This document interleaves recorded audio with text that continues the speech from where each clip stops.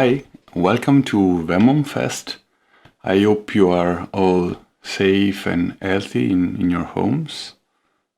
Thanks a lot for having me, and thanks a lot for all of you watching and listening. It really means a lot. Thank you. And today I will present you some pieces of music. I've been playing with two tools I built. This is a matrix mixer that I made. So it's basically the concept. I just make it quick. You have some inputs, and usually on a mixer you have one output, but here you have some inputs and some outputs, so it's 5 and 5.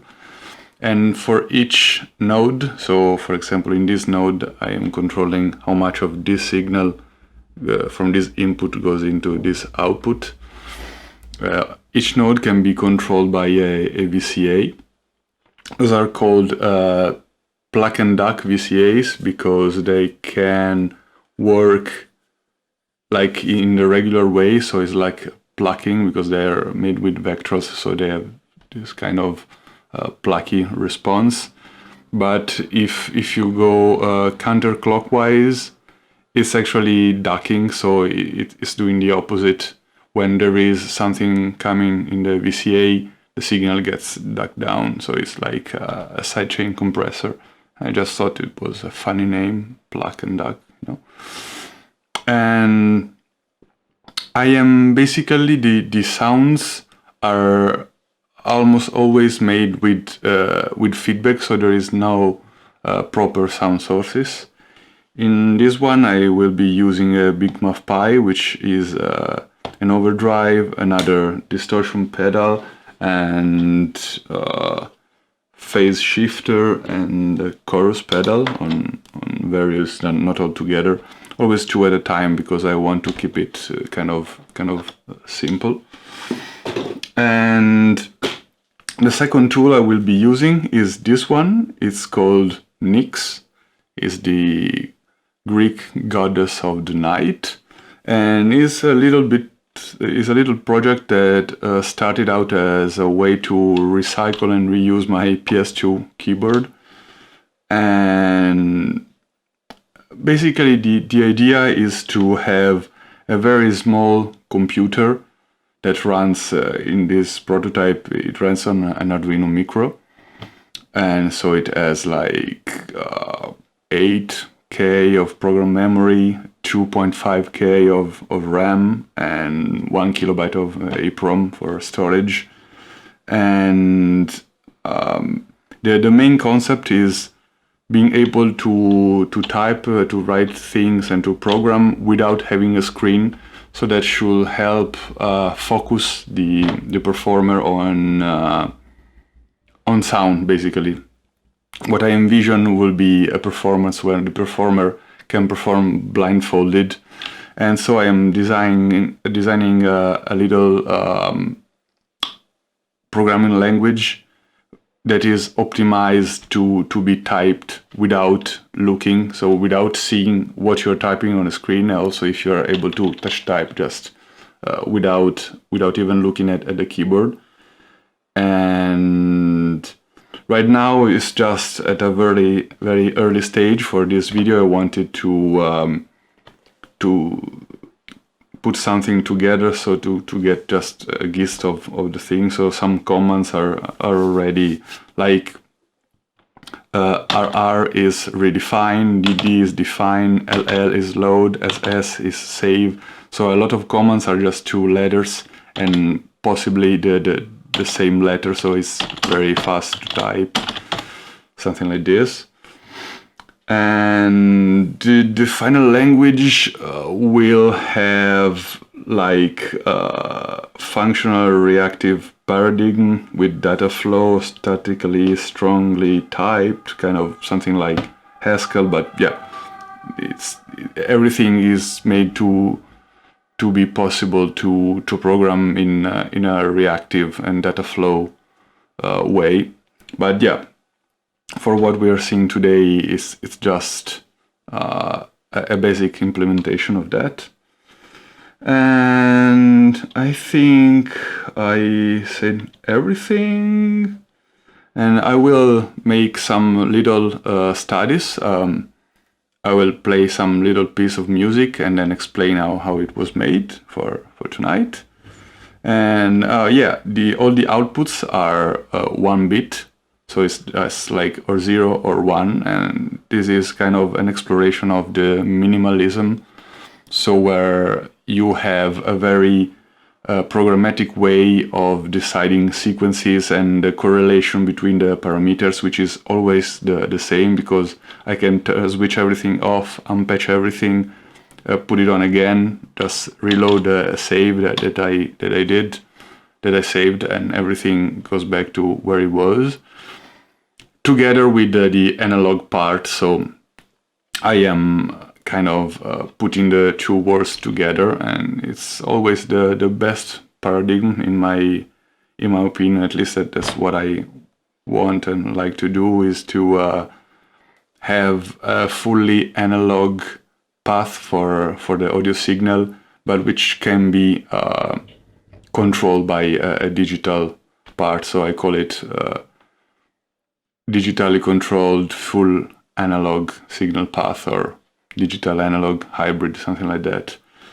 And so everything that comes from here is just 1 bit, is like 1 or 0, all square waves. And for this demo, here I only have one type of oscillator, which is a square wave.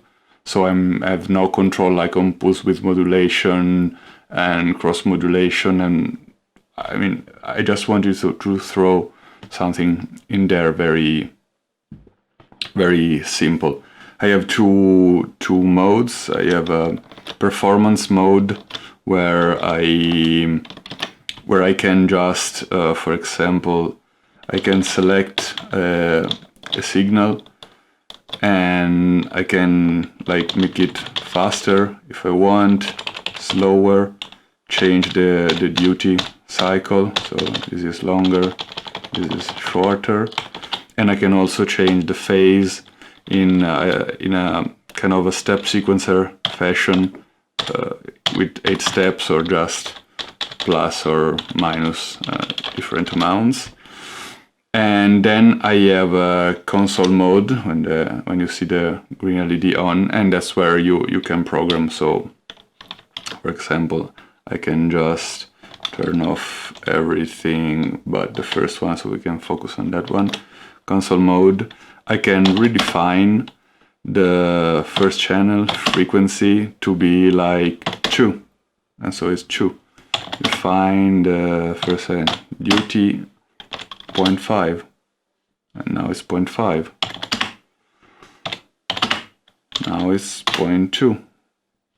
It stays on for less time, and so on. So this is a very basic approach, but you will see that the union between this kind of basic but very steady control on the CVs, on the control signals, plus analog paths and bindings, it's quite powerful.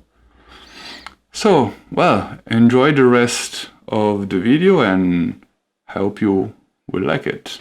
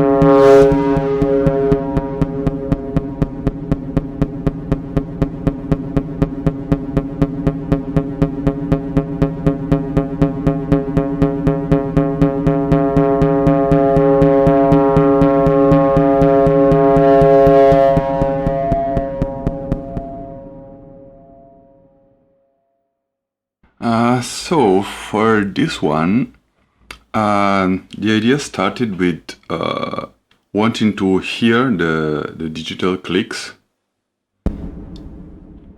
So I made two channels of clicks, which are two shifting phases and also shifting frequencies.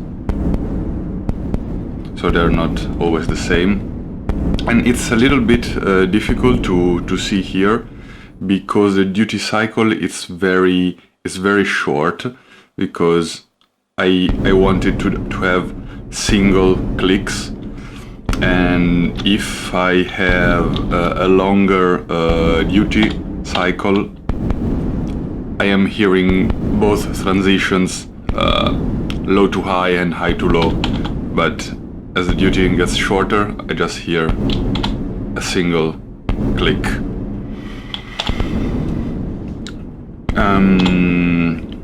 So I have those two, and it's a nice rhythm. And then I thought maybe it's not so interesting to listen to just the clicks. And so I thought, let's inject them into a feedback loop.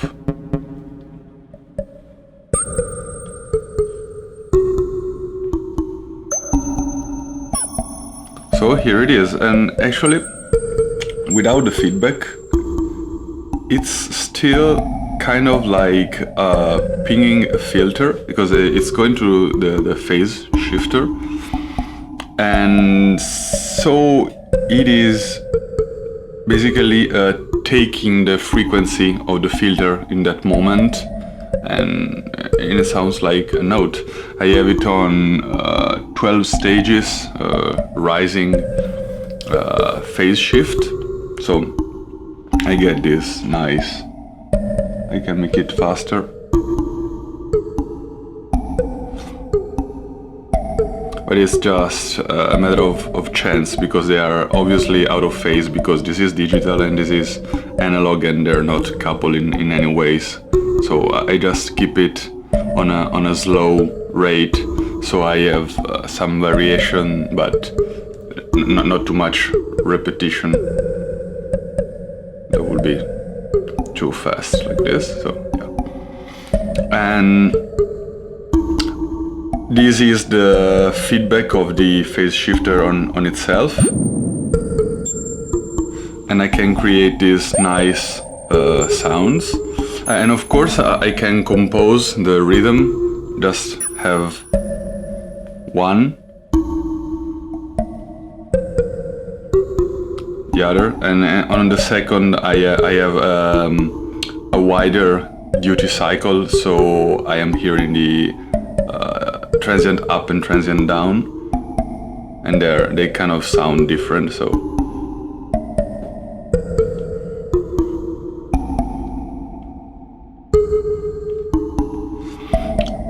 and they overlap sometimes, so I get this harder click, which acts like as an accent in the rhythm. And this is feedback, and this is triggered by another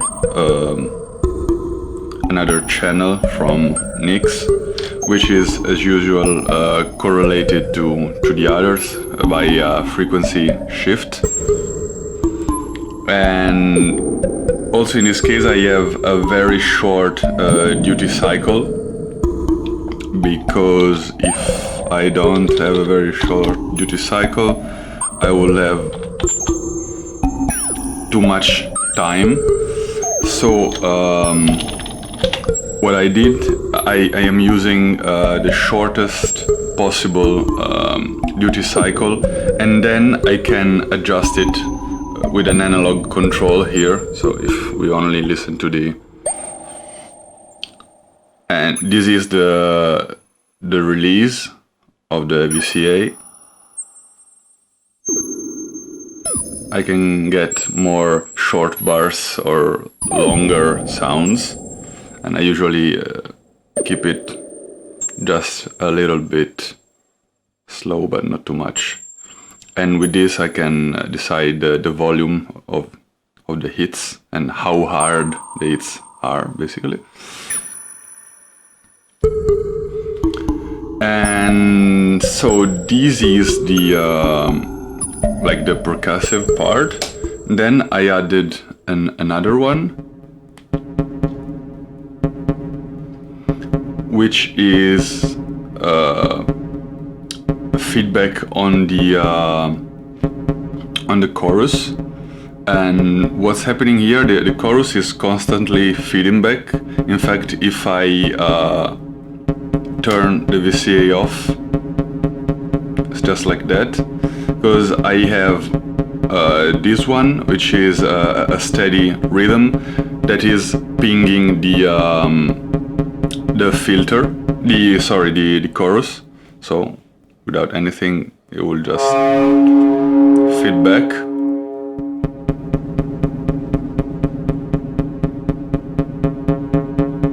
And like this, I can just be on the fringe of feedback and get these kind of elastic sounds I was making before. And then I have another signal, which is a bit of a longer signal, and I'm using it to gate the first. So the first one is this steady rhythm, and I am using the duck function in the plug and duck. So it's a sidechain compressor basically with some release. So when this is on, I'm not hearing the sound.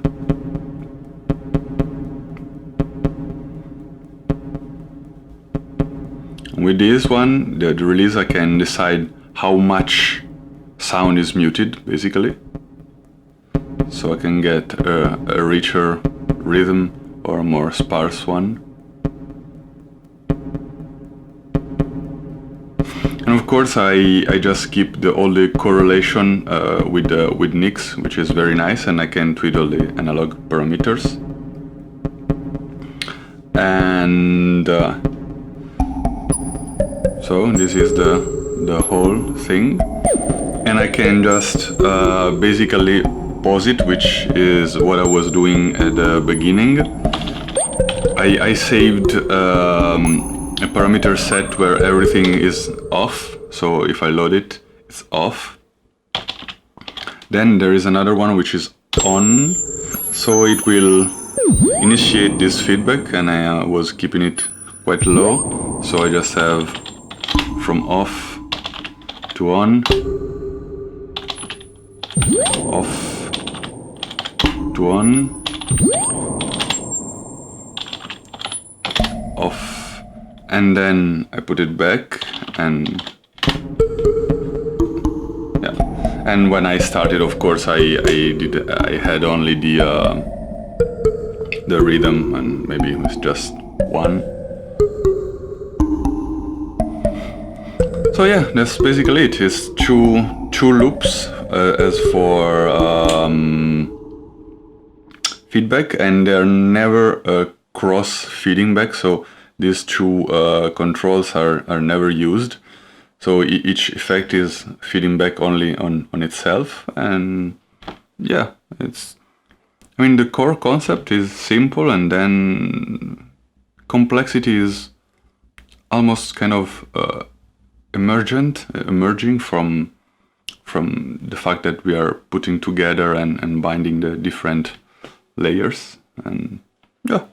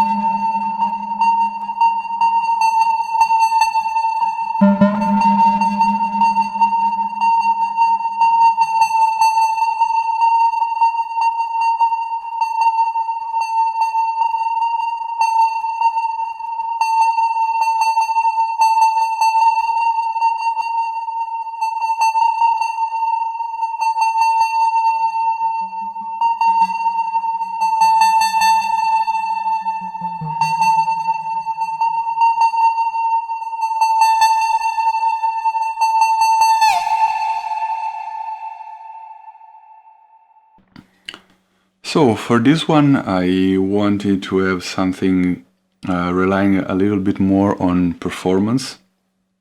So I wanted to implement touch.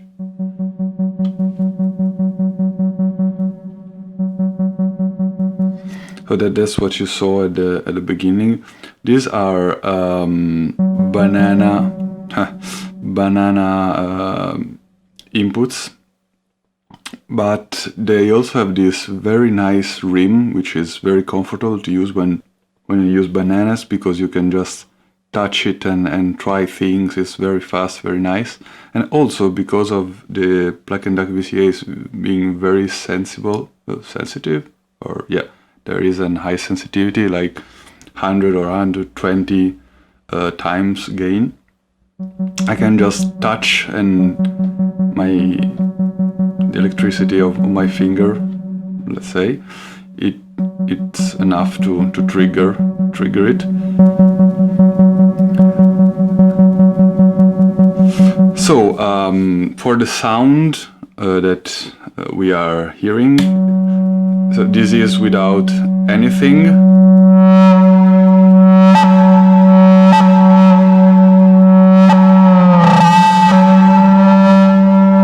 It's actually a very simple feedback loop with the Big Muff Pi. It's an overdrive. This one is like 20 years old. It's the first pedal that I built. And this is another distortion box, is the Juice Box by DoD, and they are basically a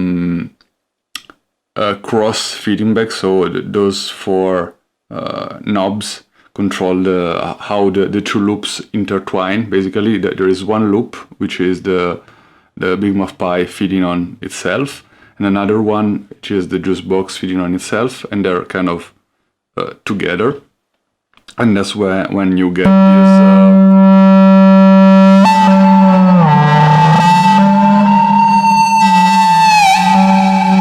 because the two waveforms that kind of emerge from the distortion, the clipping bounds, kind of have some beating frequencies, and they're quite high frequencies, so their beating frequencies are also audible in the audio range. And then I am sequencing just for the listening part. I am sequencing it with from Nix. It's very minimal, just ta ta ta ta. And then I am sequencing. This is going into a channel, and I am deciding how much of this ta ta ta ta ta I am putting into the actual VCA to listen, and I'm choosing it with my finger. But then there is a second level. There is another channel which is sequencing, kind of deciding how much I want of that. So this is basically, this one acts as my finger, and it's another signal. So it's like touching sometimes. And this one I have it on duck. So if I touch it, it mutes it, and I can use the other one. Just like that, I'm holding it's mute. And so I have this going on. I can modulate and do stuff. And then in the second part I shifted to a higher octave, changing a little bit the sound. And what I'm doing here, basically in the first part I was just playing with the performance mode, where you can select the LED and just adjust it with the keys, and just going faster and faster, and then slower, and changing kind of randomly the duty cycle. Then I entered in the console mode, reload it, so that I have the same thing. Then I am changing the frequency of the fast one at 7.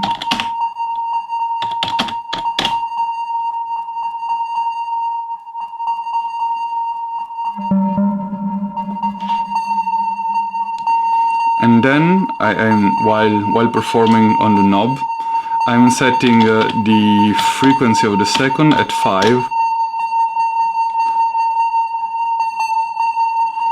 So that we have this nice double rhythm, polyrhythm. And then again, in the end, I'm just going into the performance mode and decreasing the frequency until it's slower, and just finish the piece. But the interesting thing is, let me reload it. I use 5 and 7.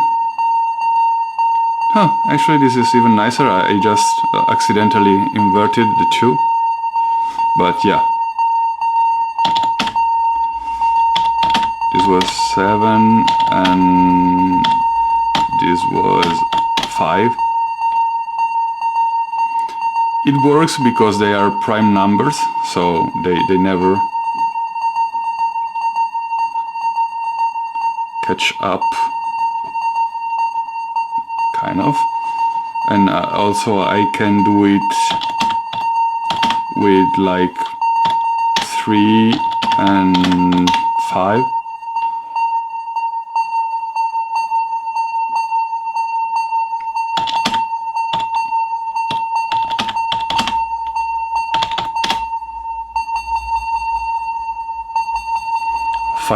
.5 does that.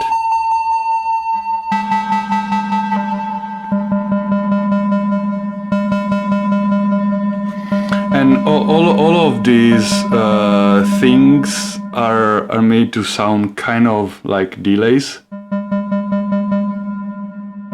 So it's nice because I can just, when I touch it or when I trigger it, it sounds like it's a delay, but it's actually not. It's like the superimposition of two patterns.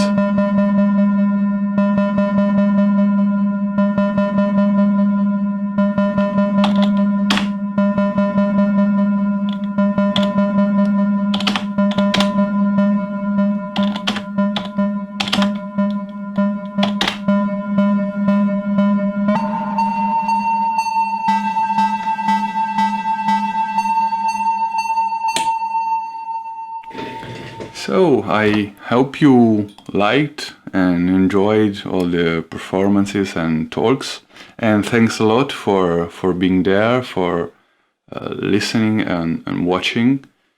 It's been really a pleasure to make these things for the festival.